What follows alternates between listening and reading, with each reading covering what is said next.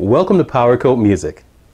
In today's presentation, we're going to talk about beginner home studios.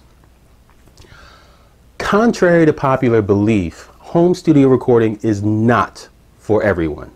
It can be a lot of work and it's very time consuming. But if you're ready to take the leap, the rewards can be great.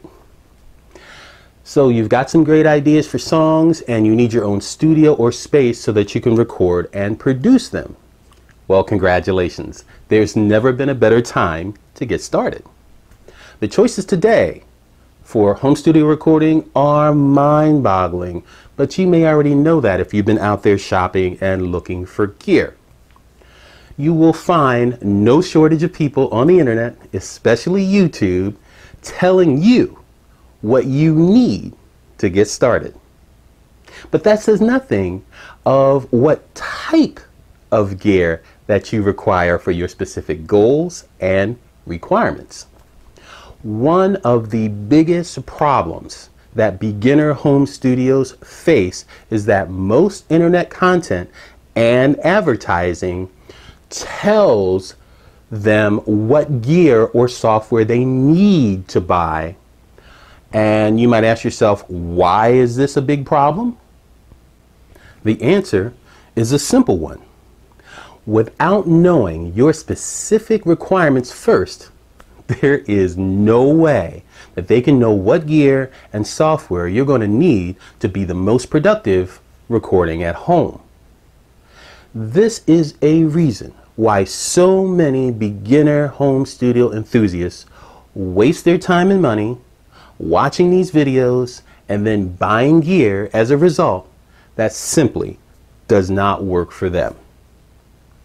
In this presentation, we're going to do 3 simple basic things.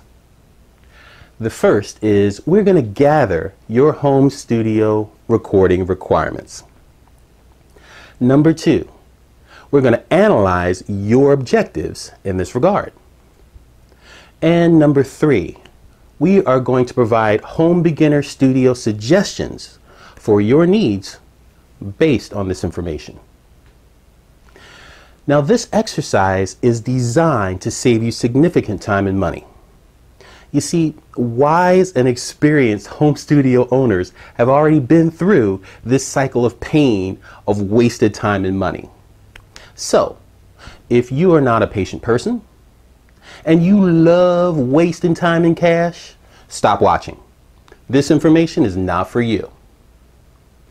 Otherwise, sit back and relax and stay with me, because in the long run, you're going to be glad you did. Now, the first thing that you're going to want to do is to grab a pen or pencil so that you can take notes. This is a good thing, because the data that you are going to gather is a gateway to knowing what you really need to invest in to get your beginner home studio up and running. So with this, let's get started. The first step here is gathering high-level beginner home studio recording requirements. Let's start with the bottom line. What's your budget? If you don't have one, the influencers and the salespeople at the stores will give you one, and that can get out of hand real fast. Decide now what you can actually afford and stick with it. Believe me, you are going to be glad you did. So write it down. Write down your budget right now. Number 2, let's move on. What type of environment do you work best in? Do you need a quiet, private space, or does a shared space work for you based on the type of music that you record? Do you need a large space to record, friends and colleagues that come over, or will a small space really meet your needs just to record your music only? Will you need to move your gear from location to location a lot? That is mobile recording.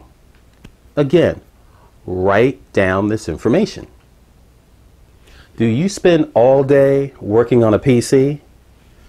Is recording music on a PC after working all day on one potentially too much screen time for you? think carefully about this and write it down. Now, on the flip side, do you like spending all day and night on a PC, working with sophisticated software and hardware and figuring out all that tech stuff? If you do, write it down. And with this, let's move on to our next section, which is your beginner home studio requirements analysis. Most beginner home studio enthusiasts are on a limited budget. Now, a limited budget in the context of this presentation ranges between $500 to $600. A good thing about this is that you should always start as a minimalist and upgrade only as needed. In most cases, used gear is the best way to go on a limited budget, and a goal should be to shop at sites like eBay, Reverb, and online stores like Music Go Round. Again, this is only a suggestion. Now, their prices are often budget friendly, and you can find some great gear if you're budget minded, patient, and careful. The right environment is often a make or break situation for recording and producing music at home.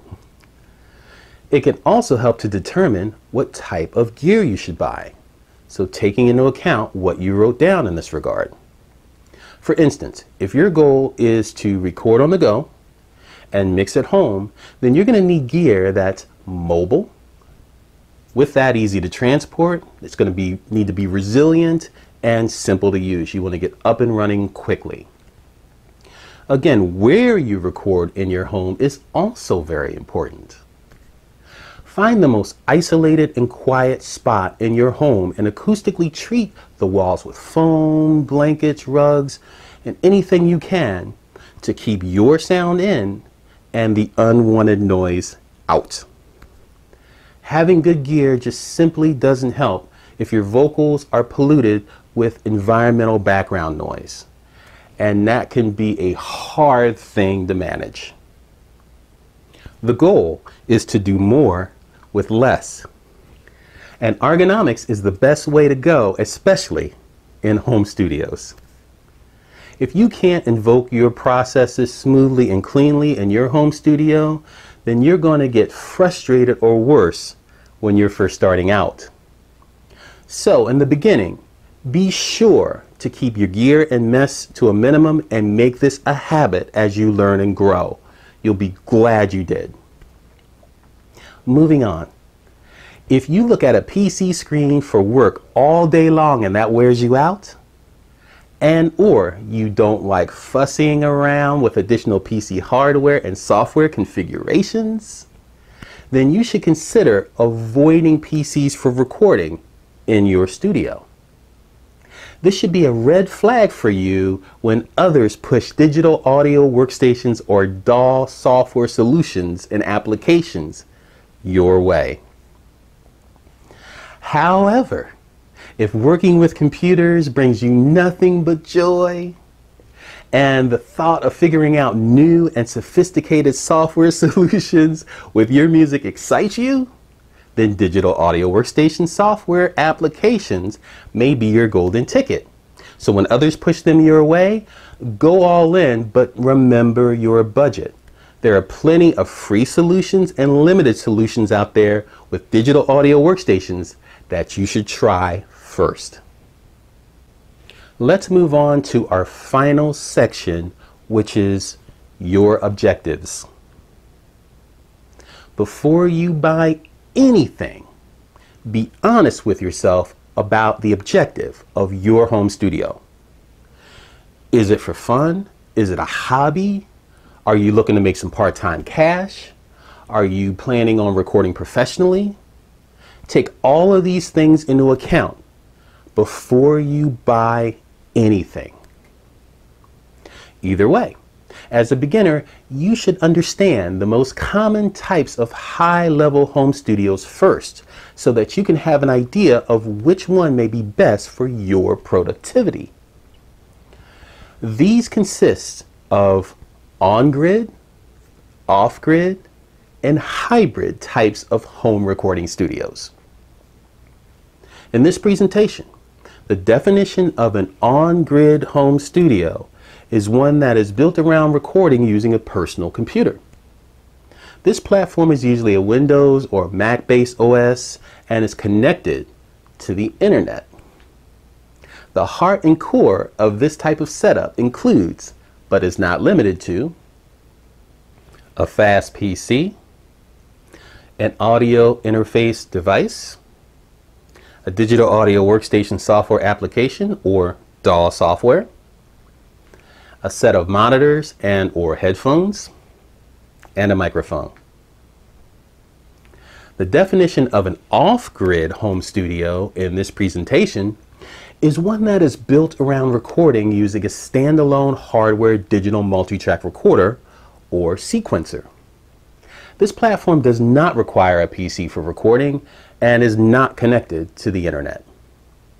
The heart and core of this type of setup includes, but is not limited to, a hardware digital multi-track recorder and or sequencer, a set of studio monitors and or headphones, and a microphone. The definition of a hybrid home studio is one that's built around recording using both a personal computer and a hardware digital multi-track recorder. This platform is usually a Windows or Mac-based operating system that is connected to the internet. Hybrid home studios are the most complicated but yet comprehensive type of setup.